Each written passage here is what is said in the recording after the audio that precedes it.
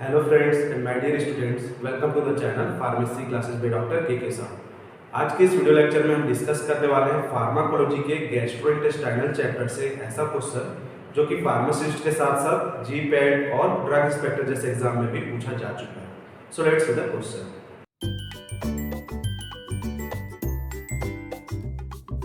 And the question is which of the following drug is effectively used for Zollinger Ellison syndrome. ठीक है, जॉलिंजर-एलिसन syndrome एक प्रकार का difficulty है, जीआईटी पे होता है।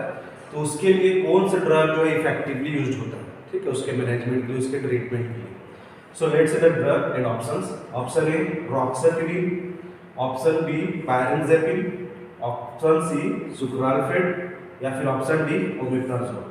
So which will be the right answer for this particular syndrome, Zollinger Ellison syndrome. देखिए, जब भी कुछ नाम से कुछ सिंड्रोम आता है, जैसे कि स्टीफन जैनसन सिंड्रोम, ठीक है, नाम से, या फिर यहाँ पर आप देख सकते हैं जॉलिंजर-एलिसन सिंड्रोम, तो ये टाइप के जो क्वेश्चन आता है वो बहुत इंपॉर्टेंट हो जाता है हमारे कॉम्पिटिटिव पॉइंट ऑफ व्यू से। ठीक है, इस टाइप का सिंड्रोम या इस टाइप का डिजीज आप जब देखते हैं बुक पे तो उसको मार्क कर लीजिए, अंडरलाइन कर लीजिए। ये जनरली पूछा जाता रहा है और पूछा जाएगा भी, है ना। तो what will be the right answer for this question? Option D is the right. ठीक है, ओमेप्राजोल। ठीक, ओमेप्राजोल सभी ने सुना है। कौन सा कैटेगरी का ड्रग है? Proton pump inhibitor. ठीक है, प्रोटॉन पंप इनहिबिटर है जो कि हाइड्रोजन पोटेशियम एटीपेज एंजाइम को ब्लॉक करके अपना काम करता है। ठीक है, तो बहुत कॉमन ड्रग है। आई थिंक बहुत लोगों ने तो इसको लिया भी होगा कभी ना कभी एक बार, या घर पे कभी ना कभी आया होगा।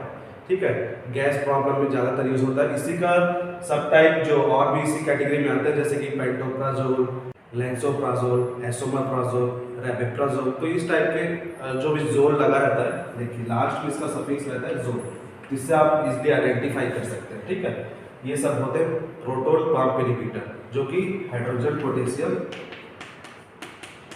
एटीपेज एंजाइम को ब्लॉक करके अपना काम करता है। ठीक, जो कि फाइनल स्टेप होता है एसिड सिक्रेशन पे। तो फाइनल एंजाइम जो होता है वो यही एंजाइम है, तो इसी एंजाइम को ब्लॉक कर देता है ये अपना एक्शन देने के लिए। तो जितने भी कैटेगरी आप लोग पढ़ते हो पैप्टिक अल्सर के लिए जो ड्रग यूज होते हैं, तो सबसे इफेक्टिव और सबसे जो पॉपुलर जो ड्रग बोले हम, जो सेफ है, जो ज़्यादातर लिया जाता है, प्रिस्क्राइब किया जाता है, वो है ओमेप्राजोल वाले जो कैटेगरी आते हैं, प्रोटॉन पंप इनहिबिटर वाले। ठीक है, तो आपको ये याद रखना चाहिए।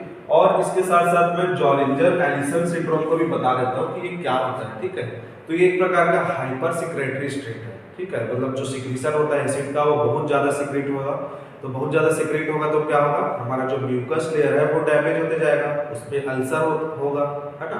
तो वो अल्सर के भी एडवांस फॉर्म है। अल्सर होते होते अगर वो ठीक नहीं हुआ, ठीक है, तो वो क्या है, ट्यूमर फॉर्म करने लगेगा। ठीक है, एक प्रकार का ट्यूमर उस पर बनते जाएगा, कैंसरस स्टेट आ जाता है। तो जॉलिंजर-एलिसन सिंड्रोम एक प्रकार का ट्यूमर स्टेट है। ठीक है, मतलब एडवांस फॉर्म ऑफ अल्सर है। अगर अल्सर बन रहा है और उसको हम ठीक नहीं कर रहे हैं तो ट्यूमर बनने लगेगा डियोडिनल के पास, और थोड़ा सा पेनक्रियास में भी बन जाएगा ये। तो पेनक्रियास और डियोडिनल को ये इफेक्ट करता है। ठीक है, तो एक प्रकार का ये सिंड्रोम है जॉलिंजर-एलिसन सिंड्रोम, जो कि हाइपर सिक्रेटरी कंडीशन से ये होता है। फिर उसके बाद अल्सर होता है, फिर ये कैंसर का रूप ले लेता है। तो उसके लिए जितने भी पीपीआई हैं, प्रोटॉन पंप इनहिबिटर्स है, नॉट ओनली द ओमेप्राजोल, जितने भी और अदर ड्रग हैं, वो अगर हाई डोज में हम दें, ठीक है, 60 to 120 mg इसको दें, तो ये फिर इफेक्टिव है इस कंडीशन में। ठीक है, नॉर्मल इसका डोज ओमेप्राजोल का 20 mg रहता है, 20 mg ट्वाइस अ डे, 2 बार ले सकते हैं।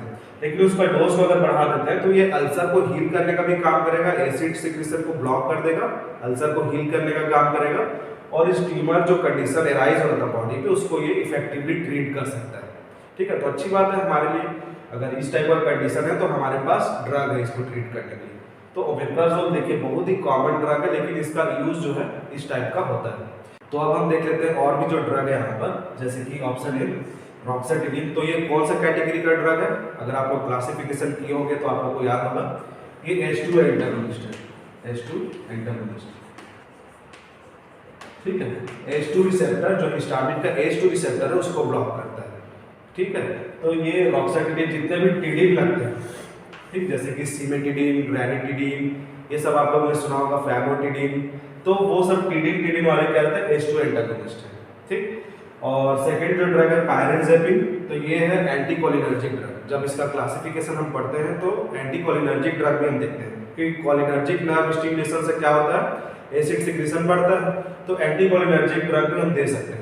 बट ये सब जो है लेस इफेक्टिव रहते हैं as compared to proton pump inhibitor. ठीक है, प्रोटॉन पंप इनहिबिटर जो है ये मेजर ड्रग है इस कैटेगरी का, इंपॉर्टेंट ड्रग है, ये थोड़ा सा लेस इफेक्टिव है।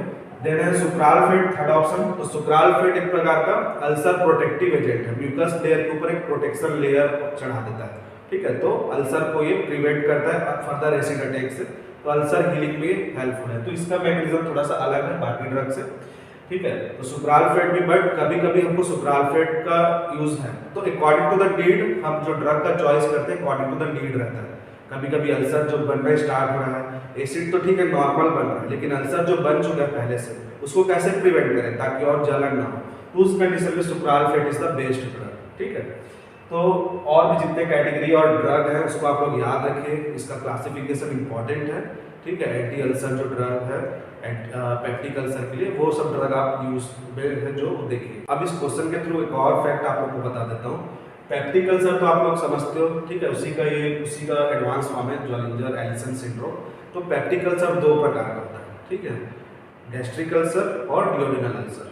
ठीक, पेप्टिक अल्सर दो प्रकार का होता है, गैस्ट्रिक अल्सर और डियोडेनल अल्सर। गैस्ट्रिक अल्सर में क्या होगा, जो एसिड सिक्रीशन है वो नॉर्मल रहेगा या फिर लो भी रहेगा।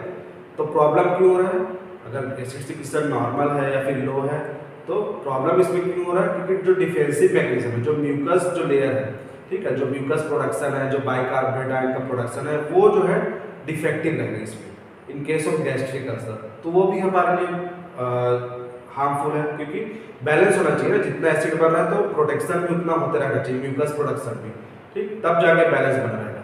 और डियोडेनल अल्सर के केस में क्या होता है, जो एसिड प्रोडक्शन है वही ज़्यादा रहता है। ठीक है, डियोडेनल अल्सर में एसिड प्रोडक्शन ज़्यादा रहेगा और जो प्रोटेक्शन जो कर रहा है म्यूकस प्रोटेक्शन, जो डिफेंसिव मैकेनिज्म है हमारा, दैट इज नॉर्मल।